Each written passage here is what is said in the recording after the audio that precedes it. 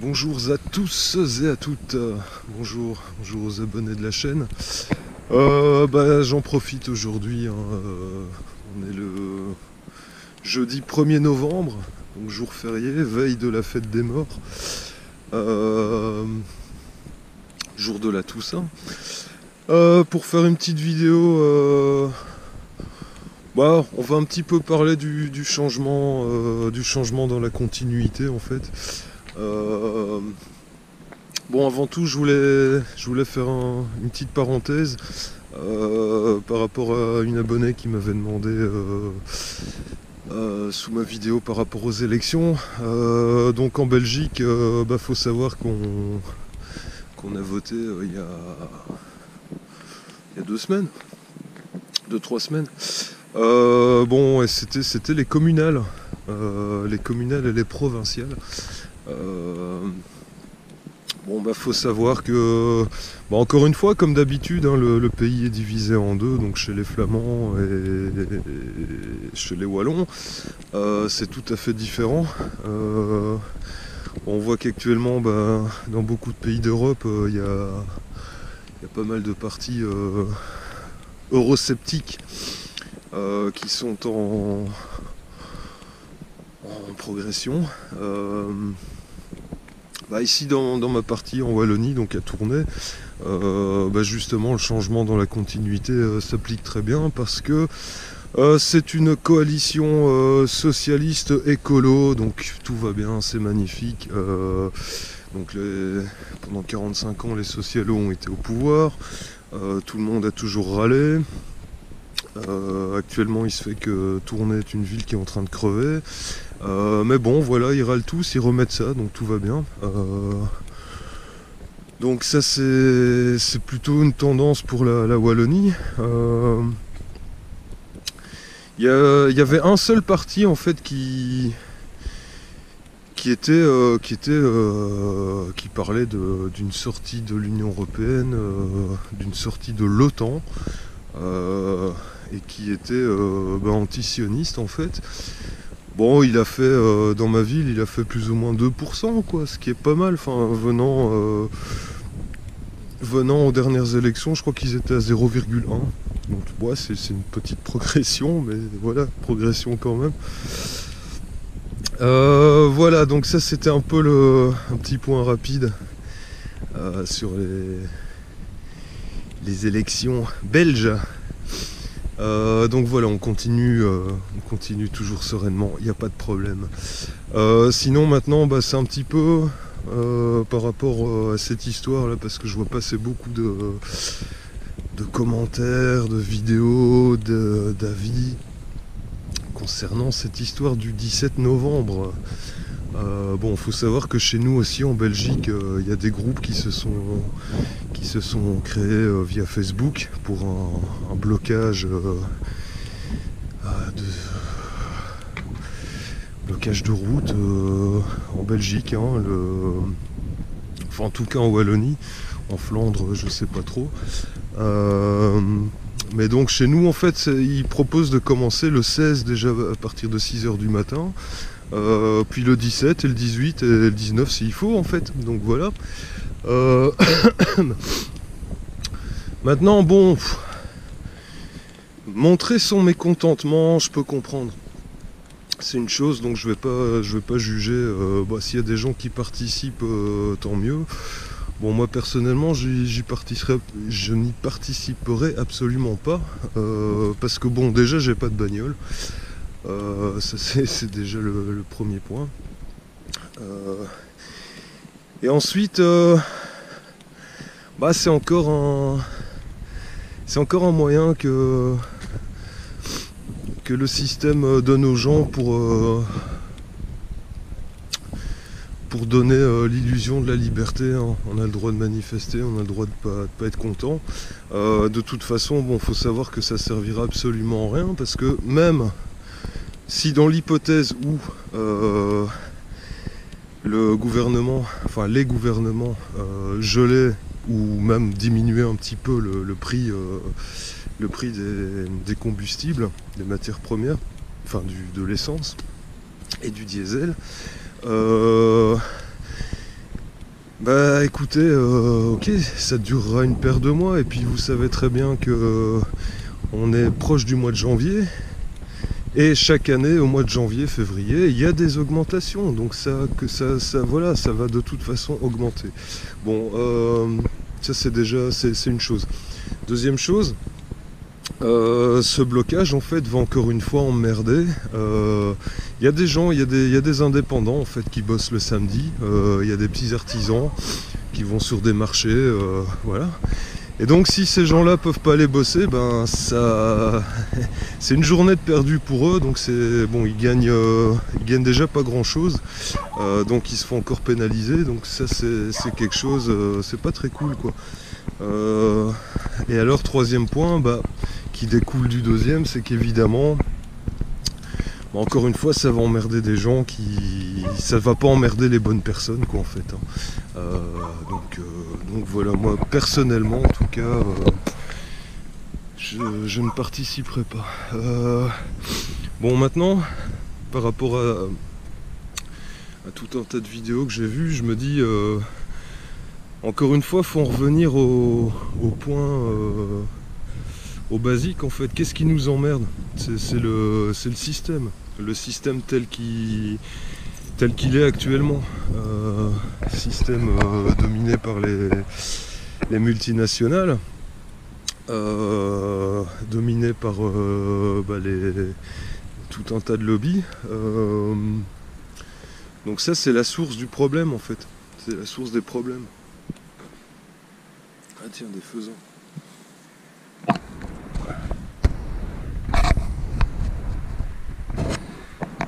Donc voilà, c'est un peu la source des problèmes. Donc si on veut en fait que les choses changent, c'est le système qui doit changer. Donc en fait, il faut faire en sorte de ne plus alimenter ce système. Moi je me dis que en fait c'est un peu comme une maison en fait. Hein, quand les fondations sont un peu trop pourries, bah, autant que ça s'écroule et on rebâtit autre chose. Je crois que dans l'idéal en fait le système c'est ça, le système actuel c'est faut juste aider à ce que ce système s'écroule. Et puis par la suite on rebâtira quelque chose d'autre. Bon voilà. Maintenant effectivement les gens bon, il y a des gens qui se prétendent résistants, tout ça, bon mais qu'est-ce que vous faites en fait réellement? C'est-à-dire ok, dénoncer le système, ne pas être d'accord, mais il faut être en cohérence avec ses idées. Donc ça veut dire que bon, les gens qui laissent des commentaires, qui vont décourager les autres, ceux qui veulent agir, voilà, bah, qu'est-ce que eux font? Enfin je veux dire, ils se plaignent parce que ils sont pas bien dans ce système, parce que ceci, cela, mais ils contribuent à ce système. Voilà, ils vont sur internet, ils lâchent 2-3 commentaires en pensant être des rebelles, et puis dans le fond ça change rien du tout quoi. Donc voilà, si on veut plus contribuer à ce système, il y a des sacrifices à faire. Et est-ce que les gens, en fait, je parle de ceux qui sont éveillés, est-ce qu'on est assez nombreux, je veux dire, à ne plus avoir le courage de nos opinions, donc c'est-à-dire ne plus bosser, ne plus consommer mais vraiment l'essentiel, et en plus consommer vraiment, je veux dire, de manière locale, sortir des supermarchés. C'est un peu toujours la même histoire en fait. Hein. Les gens dénoncent, mais si déjà eux-mêmes ils n'arrivent pas à se réformer, on va dire, à changer leur mode de consommation, ce qui est la base, leur mode de vie, ah ben voilà quoi, ça sert à rien. C'est pas la peine, les choses vont pas changer. C'est un peu l'histoire, je dirais, de... Comment je peux dire ça? C'est un petit peu... Ouais, ça me rappelle en fait à l'époque des gens que je fréquentais qui étaient un peu punk. Donc forcément, punk contre système, anarchiste et compagnie, mais bon, les mecs c'est quand même les premiers à fumer des Marlboro et à boire du Coca-Cola, quoi. Enfin bon, c'est un peu, ça fait perdre un peu de crédibilité à leur combat entre guillemets, quoi. Donc voilà. Maintenant attention, hein, c'est pas une vidéo, il n'y a pas de procès d'intention, il n'y a pas de jugement. C'est juste des constats en fait, hein. Si on veut que les choses changent, faut déjà agir sur soi-même et puis après se mettre en relation avec des gens qui sont sur la même longueur d'onde, on va dire. Et puis faire des petites choses, ça commence par des petites choses locales. Et peut-être qu'à un moment, quand il y aura suffisamment de choses locales qui se feront, des réseaux, quand il y aura suffisamment de réseaux qui fonctionneront entre eux, peut-être que ça changera, quoi. C'est un petit peu, ça me rappelle, c'est comme Dieudonné disait à l'époque en fait, je crois que c'était en 2014 ou en 2013. Le système en fait, il possède tout en fait. Donc il y a personne qui peut se revendiquer hors système. Ça c'est un truc. Quand je discute avec des gens, c'est ouais, je suis hors système, ça me fait bien marrer. C'est pas possible, mon gars. T'es pas hors système. Si tu veux être hors système, tu vas t'installer sur la planète Mars. Là peut-être je commencerai à te croire. Mais en fait voilà, il faut se dire que ces gens-là possèdent tout. Donc c'est un peu comme si on est sur un terrain de foot.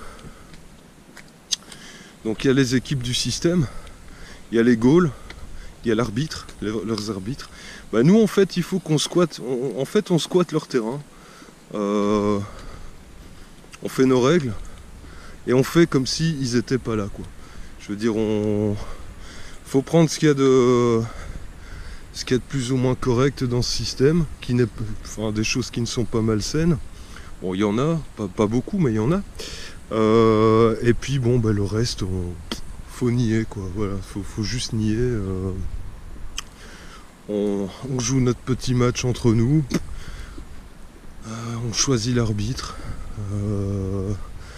Si on décide que on joue avec les mains, on joue avec les mains, quoi. C'est tout. Il n'y a pas de problème. Donc voilà, moi je crois que c'est un petit peu l'essentiel de ce que je voulais dire, parce que finalement quand on est suffisamment éveillé, qu'on s'est informé, on sait très bien que ce qui nous pend au nez, c'est la Grèce, hein. La Grèce c'est un laboratoire et c'est ce qui attend tous les pays de l'Union Européenne. C'est le plan en fait. C'est le plan, c'est vers là qu'on va. On sait que ces gens-là, ces gens qui nous dirigent ont des plans pour nous. Et ces plans, c'est en fait c'est un appauvrissement général et lent de la classe moyenne qui va disparaître à terme de toute façon. Donc il y aura les très riches et il y aura les très pauvres. Donc maintenant, moi je dis, les gens qui sont prêts à agir, vous savez où on va. Donc il n'y a rien à perdre, hein. On connaît le programme. On sait que chaque année les prix vont augmenter. Si les prix, que ce soit les prix de l'énergie, ça a des répercussions de toute façon sur les produits de consommation courante. Puisque les transports coûtent plus cher, donc les intermédiaires se gavent de plus en plus aussi. Donc ce qui fait que d'ici quelques années, comme je dis souvent, faudra deux boulots déjà, rien que pour payer un boulot pour payer son loyer et le deuxième pour payer ses factures d'énergie. Ça paraît peut-être alarmiste, mais il suffit de faire le calcul. Personnellement, je suis né dans les années 70. Chaque année, on nous justifie des augmentations, des trucs comme ça. Et ça va jamais dans l'autre sens en fait. De temps en temps, il diminue telle ou telle petite chose, mais c'est pour toute façon augmenter de l'autre côté, par derrière. Donc au final, on se la fait toujours mettre, il n'y a pas de problème. Maintenant, bah, ceux que ça ne dérange pas, moi je leur propose participer, quoi, parce que vous aurez plus qu'une solution, c'est appartenir à la classe des très riches. Donc si vous voulez vous en sortir dans les années qui viennent, il faudra que vous rendiez utile auprès de ces gens-là. Et pour les autres, j'ai envie de dire, c'est dommage, quoi. Vous avez encore un petit peu maintenant, mais dans quelques années, vous allez voir. Enfin voilà, concrètement, encore une fois, moi je suis pas... je donne juste mon petit modeste avis sur la question.